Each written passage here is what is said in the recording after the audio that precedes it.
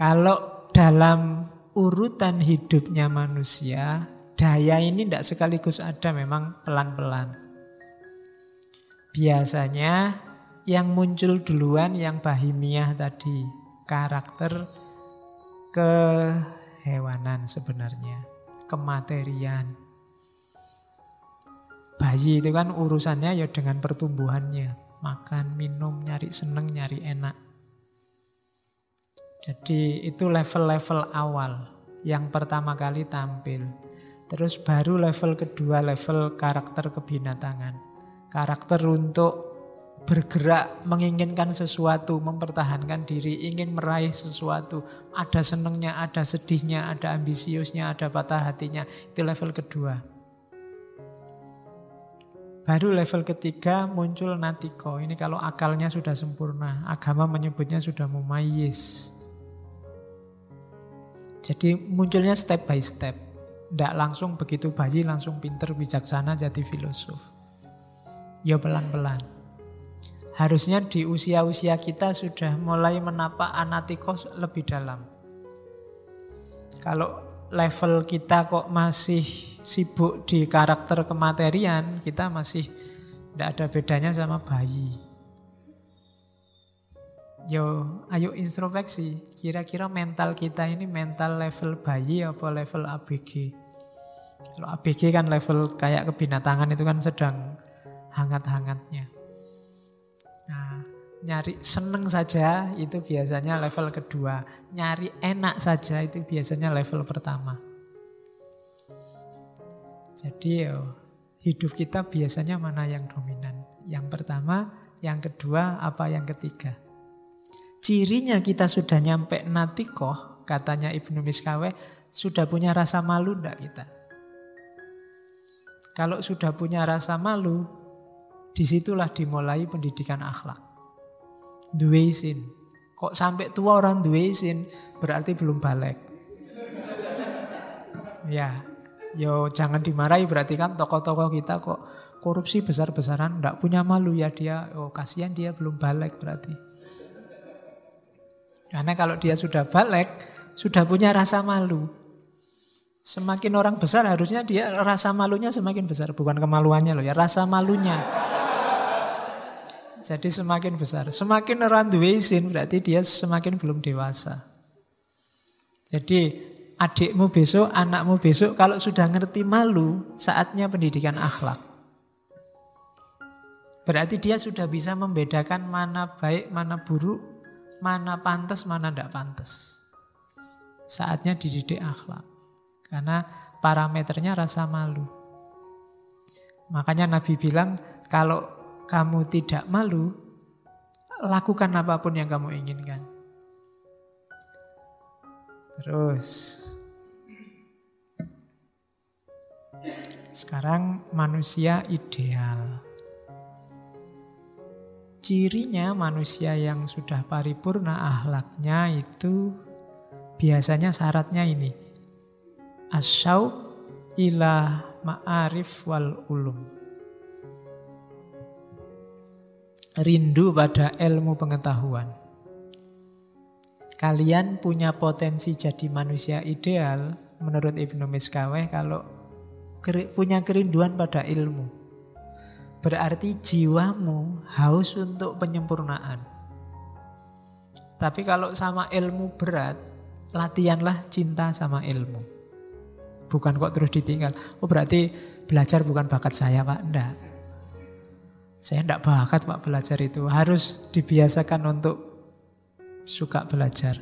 Karena dari situ nanti kita bisa mencapai manusia ideal yang kondisi jiwanya optimal tadi. Nah, suksesnya kamu di dunia ilmu itu kalau pengetahuannya sudah nyampe level kuliah.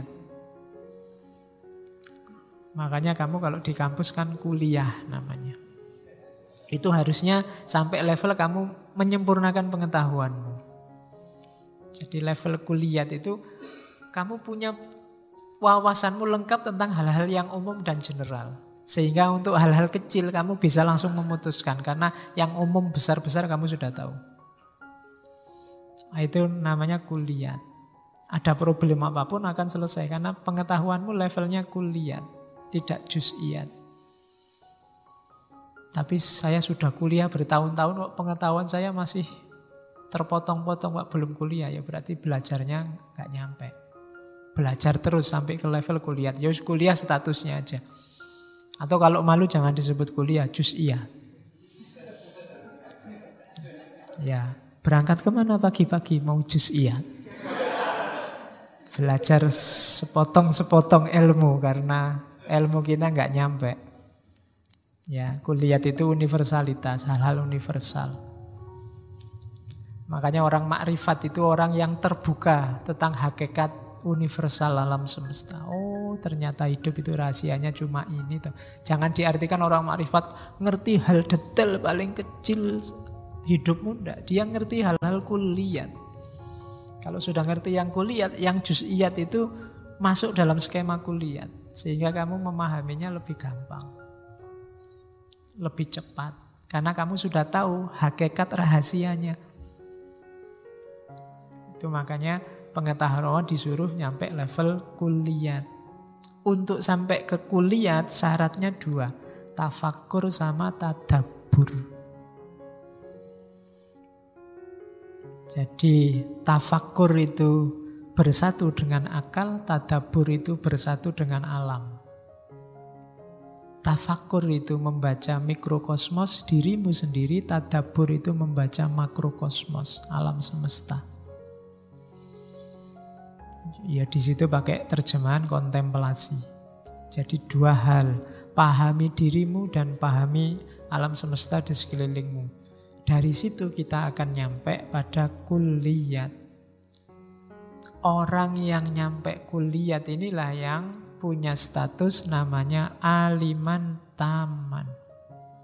Orang pinter yang sempurna, yang utuh. Pinter sejati, bukan pinter sepotong-sepotong. Inilah manusia ideal. Yo yang namanya ideal biasanya yo cuma jadi standar. Kita semua berusaha ke sana. Dan hanya sedikit yang benar-benar nyampe di sana. Tapi dia harus kita jadikan patokan, tujuan kita ke situ. Dan nanti Allah yang dinilai kan usaha kita, bukan hasilnya. Kalau kita berusaha ke sana, biasanya Allah datang untuk menyambut, menyeret kita ke tujuan terminal terakhir.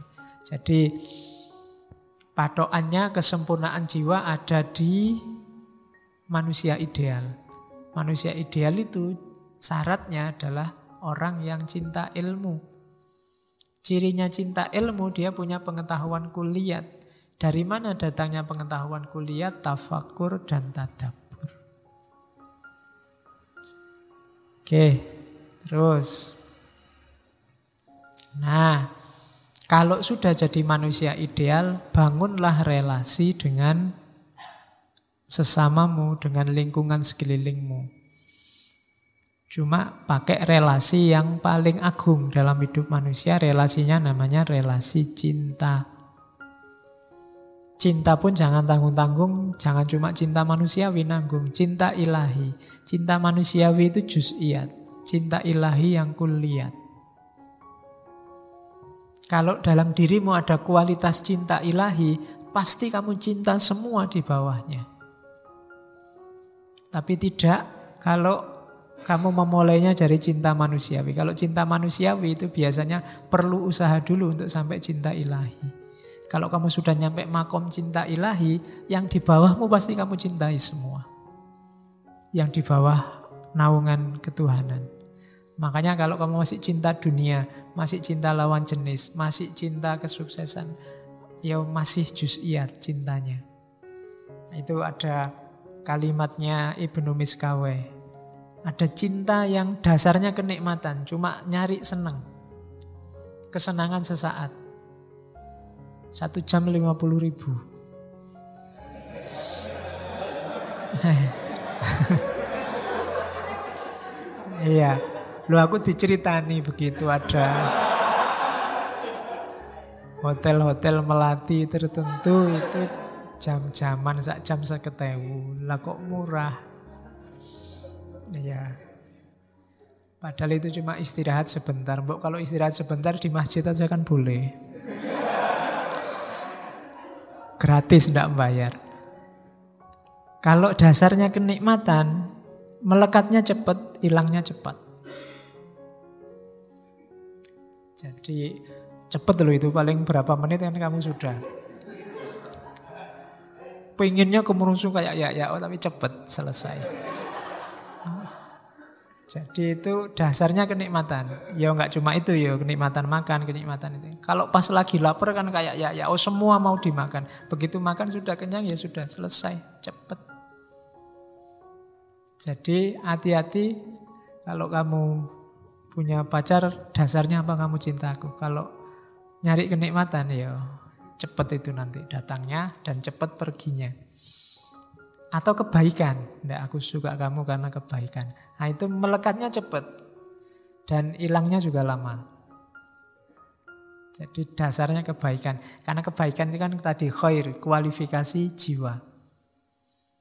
Karena kamu baik, itu lama hilangnya. Tapi kalau kenikmatan, karena kamu cakep, itu kan hubungannya sama kenikmatan fisik. Itu biasanya lebih cepat hilang. Karena secakep-cakepnya orang pasti jelek pada akhirnya. Kamu kok cakep ya, aku naksir loh. Itu cepet hilang yang itu. Tapi kamu kok baik ya, tapi yang kayak gitu biasanya gombal.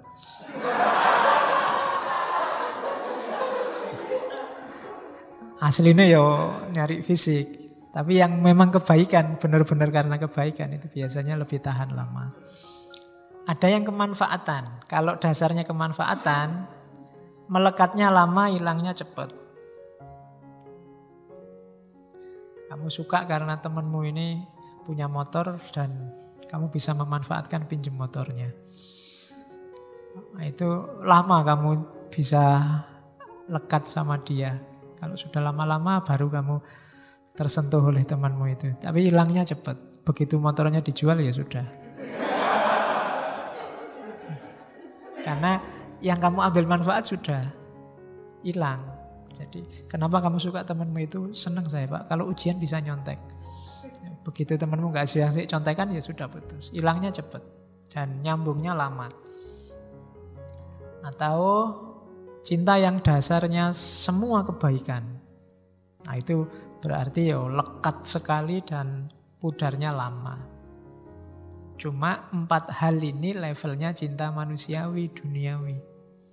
Adalah yang merangkum semua cinta ilahi. Jadi bangunlah relasi di level cinta ilahi. Terus, ini teori mewarisi Aristoteles. Teori jalan tengah. Rumusnya kita semua sudah tahu, kebaikan itu ada di tengah-tengah, tidak di ekstrim. Jadi segala keutamaan, semua yang baik itu bahasa Arabnya iktidalat, seimbang atau al-wasat, pertengahan. Nah, tengah-tengahnya gimana? Katanya Ibnu Miskaweh tadi, bahimiyat tadi, nafsu yang paling jasad, tengah-tengahnya apa? Iffah, menjaga kesucian diri. Jaga diri. Orang yang kekurangan apa kelebihan dalam makan misalnya, kurang makan jelek, kebanyakan makan juga jelek. Maka tengah-tengahnya itu pas. Itu iffah, menjaga diri. Kurang makan membahayakan kesehatan, kebanyakan makan membahayakan kesehatan juga. Tetap harus menjaga diri, iffah. Itu untuk yang bahimiyat. Untuk yang ghotbiyat, syaja'ah. Berani itu tadi kan ghotbiyat itu kan rohani, hubungannya sama gerak, sama ambisi, sama keinginan. Itu syaja'ah. Syaja'ah itu tidak nekat, sembrono, juga tidak pengecut. Tidak introvert tapi juga tidak sangat ekstrovert. Tengah-tengah, syaja'ah. Berani itu siap gerak tapi penuh perhitungan. Itu tengah-tengahnya khutbah. Silahkan rancang keinginanmu dengan berani, tidak dengan ngawur nekat atau tidak berani bikin planning. Tengah-tengahnya syaja'ah. Kemudian kalau natikoh, tengah-tengahnya hikmah, kebijaksanaan. Bijaksana itu kemampuanmu untuk meramu pengetahuan sehingga pas, cocok untuk diterapkan. Kadang-kadang kan pengetahuan itu kan saya bilang sifatnya kayak senjata. Kapan kamu pakai pisau, kapan kamu pakai pedang, kapan kamu pakai samurai, kapan kamu pakai pistol, harus pas. Musuhnya pakai apa, kamu pakai apa. Medannya seperti apa, kamu pakai apa. Kalau nggarap sawah ya pakai cangkul, jangan pakai keris. Nggarap sawah, ini keris ampuh loh Pak. Iya, tapi untuk nggarap sawah ya pakainya cangkul, kan gitu. Jadi itu kayak senjata. Maka bijaksana itu ngerti. Ya nggak mentang-mentang keris ampuh terus dipakai untuk macul di sawah. Untuk macul ya pakai cangkul. Kan begitu. Itu namanya bijaksana. Pengetahuan filsafat dari awal sampai akhir ini kan macam-macam itu isinya. Ya kapan pakai John Dewey, kapan pakai Immanuel Kant. Semuanya ada unsur-unsur yang pas untuk hidup kita. Kalau setiap kali kita ngaji kan kita mesti, iya ya hidup itu begitu. Iya ya hidup itu begitu. Karena apa? Ada bagian dari hidup kita yang cocok sama itu. Maka pakailah dengan dosis yang cocok juga. Kapan harus pakai Karl Marx, kapan harus pakai Nietzsche, kapan pakai Freud. Itu kan kita harus ngerti dosisnya. Begitu salah dosis, ya kacau hidup kita. Itu loh. Waktunya harus serius, eksisten kayak Nietzsche, kamu pakai yang pasif-pasif kayak sufi-sufi, ya berat. Waktunya berjuang ya pakai senjata yang bisa untuk berjuang. Waktunya tidur pakai bantal. Jangan waktu tidur pakai cangkul. Tidak bisa. Itulah kebijaksanaan. Jadi intinya filsafat belajar di situ sebenarnya. Nyawanya ada di situ. Oke, nanti gabungan dari tengah-tengahnya tiga tadi namanya adalah keadilan. Tengahnya tengah itu keadilan. Ya, nanti penjelasannya panjang di Ibnu Miskaweh. Tapi yang jelas hampir mirip dengan beberapa filosofi yang lain. Keadilan itu nyawanya moralitas. Itu dosis yang adil.